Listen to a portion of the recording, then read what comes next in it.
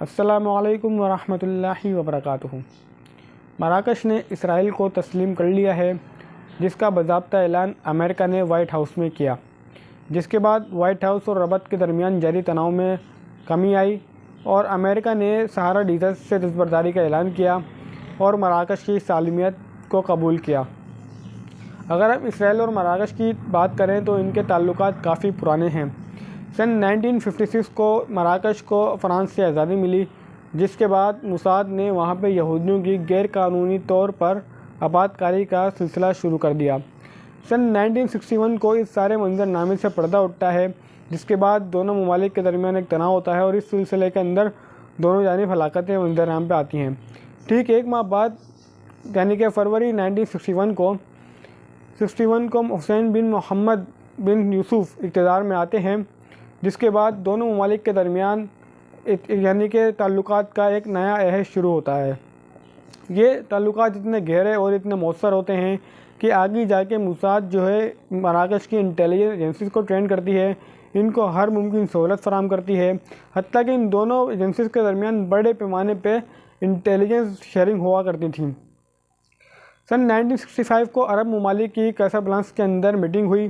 कैसाब्लांका ये भी एक मराकश का शहर है।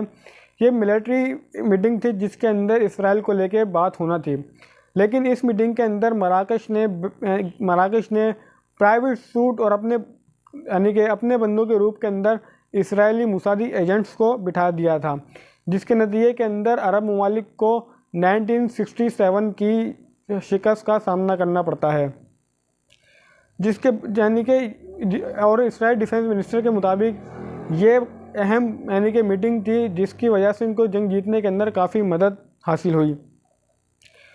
सन 1978 के अंदर इजिप्ट और इसराइल के अंदर एक मुआहदा होता है जिसका नाम होता है डेविड अकॉर्ड।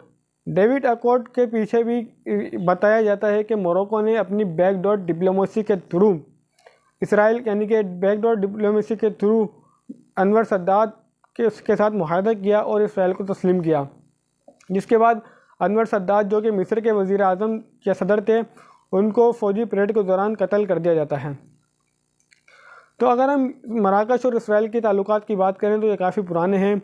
सन 60 से ये ताल्लुकात कि इतने गहरे हो चुके थे कि इंटेलिजेंस एजेंसी तक वहाँ पर इसराइल की एजेंट्स मौजूद थे। तो आज बाज़ाब्ता तौर पे मराकश ने ये ऐलान कर दिया है कि वो इसराइल को तस्लीम करते हैं और ये तकरीबन चौथा अरब ममालिक है, जिसके बाद बहरीन, यूएई जो कि इसराइल को पहले ही तस्लीम कर चुके थे, इन्होंने इसके फ़ैसले का खैर मकदम भी किया।